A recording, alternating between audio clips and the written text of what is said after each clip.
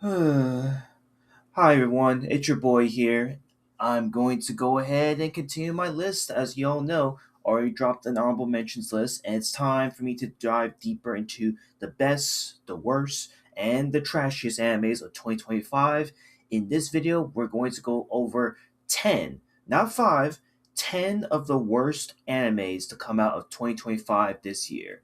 I figured now that we're finally all caught up until this point, I figured instead of doing five like I've done with the past worst anime lists, I might as well do 10 and spread them out and show you all the filth and the shittiness that has been with anime of 2025 this year. Now, of course, there's going to be like a few honorable mentions right off the bat, but let's just say that I'm going to try my best to breeze through the first five and then give more breakdown on the top five worst animes, if that makes sense. So without further ado, let's get into the honorable mentions. There's only two of them, by the way. First one being Mujineki. Yeah, if you remember me talking about this not too long ago, this I have touted is the worst hentai of the year. Again, I implore you, please do not watch it. If you want to check it out of curiosity, please know that if you're gonna watch this hentai, you're going to be left fucking dead inside. You're gonna be hating yourself. You're going to not want to have sex at the end of this whole thing. Bujineki is a show that in two episodes deep, you're just going to hate yourself for watching. And then the second and last honorable mention is Lazarus, because originally Lazarus is a show that came out back in the spring of 2025, and while this show wasn't super bad and actually should have made the top 10, honestly, somehow there are 10 shows even worse than Lazarus. To me, Lazarus is just like a disappointing anime that I wish could have been something bigger and better, especially if you know the credits, the background, what have you, Lazarus. And again, the ending of the show is still disappointing to this day, as I touted in my initial review, but that's about it for honorable mentions. So again, let us move on now to the top 10. At number 10, we have Rising Shield Hero Season 4. Again, look, some Shield Hero fans have been criticizing me ever since I dropped that review about Shield Hero Season 4, saying that it wasn't as good as the OG first season or the last season. But listen, I think the overall score speaks for itself. Shield Hero Season 4 was just not good. It was super overwhelming, it was super predictable. Again, the ending of Shield Hero Season 4 was really confusing to me. And to me, I just felt like there's not a lot of hope left in the tank for this show, given that I did at one point liked it and I was like really invested in the game from the third season. But this fourth season sadly showcased a lot of weak points that really is apparent in this show. But yeah, moving on though, at the number 9 spot, we have even given the worthless appraiser class, I'm actually the strongest. This is basically like another generic isekai anime, what have you, by Okuro Nobu Studios, which is a studio that, again, I've praised the hell out of, but gave us some of the best trash animes of the year. But this is not it, dog. This thing is just super, super underwhelming and really boring and just by the fucking numbers. And I don't know, for some reason, given that Okuro Nobu Studios does have like again, their animation's not that great, it's not perfect. I sometimes give a pass on it because it's like a trashy anime, so I expect something fun bad. But this wasn't a fun bad anime. This was just a really boring anime overall to watch. Alright, at number 8, we have a second season that I was not expecting to ever have a second season, and that's the Vending Machine Isekai Season 2. Yeah, what can truly be said about this one that has been said already from the first season? The first season sucked ass. No one gave two shits about it. I watched the first season out of spite. I watched the second season out of spite. It is still utterly garbage. It's just another generic isekai slop trying to be unique and different. And the fact that, oh yeah, I'm now a vending machine now because I fucking died. That's not what it's trying to go for, man. This thing is just so boring. It's so generic. It is so by the fucking numbers. And yes, even though I've seen clips of this thing since I dropped the last within the last 3 episodes about how, oh yeah, your boy Ben Machine's guy's getting laid by the ladies and he's getting everything he wanted and he's solving actually real world problems. It doesn't stand away from the fact that like this thing sucks. It's still garbage. I can also say that with the next spot on the list at the number 7 spot, and that will be Makina-Sans A Love Bot. Now, if you have known me on this channel up to this point, I've you should know that I make a list of the best trash anime of a certain year. And Makina-Sans A Love Bot was originally touted to be on my best trash anime list of the year.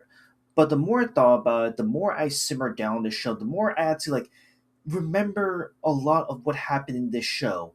I realized this thing is terrible. It is the not only annoying, but it is just downright just man, it's so boring. Like everything you want in the trashy, fun bad anime, there's little to none of it existing. It's just the same slapstick comedy, nothing changing, nothing happening. Makina just constantly losing her leg every fucking time she goes into a weird scenario, and meanwhile, the same glasses protect her. It's like, I can't think about having sex with her. I need to fix her and shit. And it's like, man, come on, man. Can we switch it up a bit? Can we do something a little bit more unique to make it still fun bad? This just became really boring. The animation is super subpar. It looks like PowerPoint presentation half the time.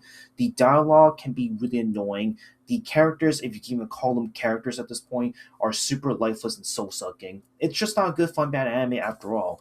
And I can also apply the same thing to our number 6 spot, and that is the longest anime title of all time, and I'm gonna read it right here, right now. Backstabbed in the Backwater dungeon, my trusted companions tried to kill me, but thanks to the gift of an unlimited gacha, I got a level 9999 friends, and I'm out for revenge on my former party members and the world. Oh, fuck. I hope this is the last time I gotta say this, but I know I gotta drop a full review of this soon. Anyway, this thing sucks. It's terrible. Look, as I mentioned in my first video covering this when 2 episodes first came out, this is still a blatant Overlord ripoff. This is really low level tier revenge anime per se. And what's funny is that it's by JC Staff. And you would think that with JC Staff, they should be maybe coming up with a better anime show this time around. No, this thing is still terrible. So you have some of the worst animation pop up in this show from this year, and while I haven't given it an initial score right now, I can confidently say it's definitely in the top 10. It actually squeaked out the top 5, given how how bad the show is. It's at least watchable to the degree where it's you really want to get to be invested, why this character wants to take his revenge on his former companions. But then at the same time, it's what's the whole point of this, man? You're better off just watching Overlord at this point, just having a blast watching that show. This is just a huge, painful waste of your time. And that's where I will leave it at. But now we get into the top 5. And to me, these are the 5 stinkiest, terrible shows ever. At the number 5 spot is a show that actually kickstarted this anime channel, what have you, in the first place. And that's Momentary Lily. Yep. I don't know if for any hardcore fans of mine, but this was the first actual nuts to butts review of an anime that I harshly gave a negative review on. And Momentary Lily was the one that started it all. But anyway, Momentary Lily, even many months later, almost a year later, mind you, because this came out super early within this year, it's still bad. It's still garbage. It's basically everything Gohan Studios is known for, with the weird perspective animation. The color schemes are super gross. It's super off-putting. The story, if you can even call it a story, is super lifeless. Is so soul sucking. You're basically just watching a ton of cute girls in an empty world find these weird alien tentacle things. I don't even know what the concept is at this point. The story makes no sense. The concept makes no sense. Gohan's once again just proving that while they can animate. I think they need to tone down on the weird ass perspectives, because we've seen that happen with the girl forgot her glasses, and this is not it, my dog. This is just borderline what the fuck. But anyway, I digress. Momentary Lily somehow squeaks it out of the number 4 spot, at least, because on the number 4 spot is a show that's infamous for at this point for being a nothing but a gaslight anime. I picked Can a Boy Girl Friendship Survive? Yeah, JC Staff coming at you with the second P again with another shitty anime, and this time it's actually anime really beautifully. It's really gorgeous, but don't let this poster and the synopsis fool you. This thing will make you upset, will make you angry, because everything about this show is just the definition of a gaslit show. And again, there's nothing more I have to say about this that hasn't been said already. From Himari, the main blue haired girl who is just the epitome of just trying to start some shit for no fucking reason, to the main character, our main boy Yu, who's just so oblivious to every little thing that happens around him and isn't getting the fucking signs that there's actually someone that likes him for what he is and not Himari, this piece of shit person. And then we have Rion, which, goddamn, Rion might be the saddest secondary like love potential character ever. That to this day, it's like, again, when you sit through these 12 episodes, you're gonna be left in so much agony, so much pain. You're gonna get cucked more or less. But I digress. At the number three spot is a show that is super infamous at this point. It takes everything that we've just witnessed from the number four spot and maybe to an extent Lazarus, which I mentioned in my own mentions, but somehow is even worse, more disappointing, and possibly everyone's anime of the year, worst anime of the year contender, One Punch Man Season 3. Yeah, shockingly, this is at number one. It was originally number one, but in the wake of some really decent, passable shows of this caliber, I can confidently say this is not at the number one worst anime of the year. But it is still not great. It's still terrible. This is, again, this should have been a great show. Not only is the disappointment of One Punch Man Season 3 is already been talked about, has been warranted up until this point. I've even made how many videos at this point talking about One Punch Man Season 3 and state that it's been. But simultaneously, One Punch Man Season 3 was a show that could have had the potential of being like the best anime of the year. And now it is slowly but surely going down as one of the worst animes of all time now. And the fact that it is going to potentially reach the levels of X-Arm and such is saying something. Because in One Punch Man Season 3, there's not a whole lot to say. The animation is super subpar. If anything, it's borderline terrible. It's actually somehow worse than Season 2. The fight sequences, if you can even call it fight sequences, is super cliche, super paper thin, PowerPoint presentations out of the fucking wazoo, reusing the same fucking shit from the first season, but somehow making it even worse. It is just terrible. The only, again, redeeming thing about One Punch Man Season 3 is episodes 8 and 9. Those are the only two episodes that I can at least comfortably say from front to back I actually did enjoy watching. And I think there's the fifth episode, if I'm not mistaken. But even then, they still found ways to cut corners, cut off certain things from the actual manga that happened in the manga into this show. It's just borderline terrible. And it just is a sad fucking shame that a show of this caliber really fell on the wayside. And for anyone thinking that, oh, One Punch Man Season 4 is going to come out, it's not going to come out, man. It is not going to come out after this show is done airing as of me recording this video. And even then, for anyone saying that, oh, well, One Punch Man Season 3 is still better than a lot of other shows out there, okay, sure, why not? You have your argument about, like, you'd rather watch the story than the animation, but you can't stare at me point blank in the face and say that One Punch Man Season 3 is the best anime of the year, right? Like, come on, man. That is some delusional fucking shit. And that is what I'll also be saying at the number two spot for anyone that thinks that this show right here is the best anime of the year. And that is this long ass anime title with Beheneko, the elf girl's cat is secretly an S rank monster. Yeah, I don't think we need to say much more about this number two spot. If you remember a show from back in 2023 with My Life as Inukai-san's Dog, think of that show, but now instead of a dog gang involved, it's a cat gang involved.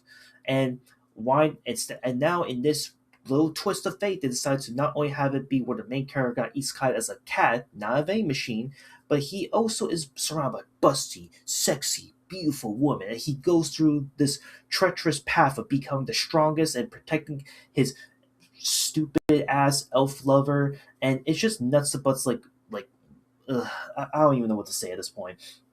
I'm running out of words to even say what I want to say about Beheneko.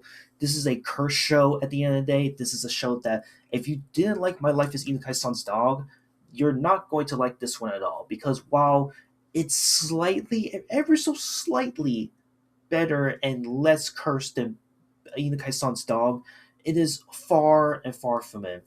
90% of the time when you watch 12 episodes of this, you're going to be hit with nothing but nuts and butts nudity. You're going to be hit with the worst animation possible.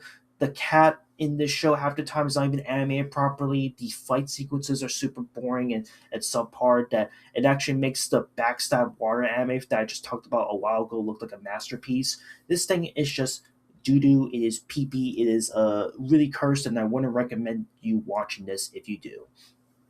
But simultaneously, this actually may have been number one if it wasn't for the one show that got me so upset, so excruciatingly angry that I think looking back at my list, this number one spot is a special one because just like that Overlord ripoff anime, I think number one deserves to be here for a rightful reason, and that is the beginning after the end, which I have touted many times, or two videos now, and probably up to this point, as my Mashoku Tensei ripoff anime.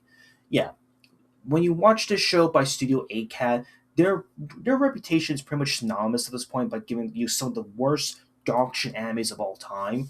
And the beginning after the end is the amalgamation of basically, hey, I love Mushoku Tensei. Let me copy your homework and drop something that's somewhat close to it and see if it's going to be a successful hit. And somehow, this was successful in the spring 2025 season of this year. It was at the top five at one point. And there's not a whole lot to say that I haven't said already from that Overlord ripoff anime. This is a Mashoku Tensei ripoff anime. From the animation to the story to the progression being super speed run fast to the animation being so dog shit, the music being so subpar and really, really cliche and cheesy half the time, to the progression of said character going from like a kid to an adult within like 2, 3 episodes. The time progression in the show is ridiculously fast. It is mind boggling half the time. And somehow, just like Vending Machine Isekai Season 2, this is somehow going to get a second season. So, God, Lord help me, a second season of the show. I guess I gotta somehow watch this when it comes out eventually, but we'll see. But nothing can stop me and change my mind that I think this show right here is the worst anime of 2025. And with that, that's it. That is basically my top 10 worst animes of 2025. Thank you for watching. Thank you for sticking with me up to this point. And I'll see you all in the next one when I get to talk about the best trashy animes of 2025 that it has to offer. But that's it. I'll see you on the next one. Later.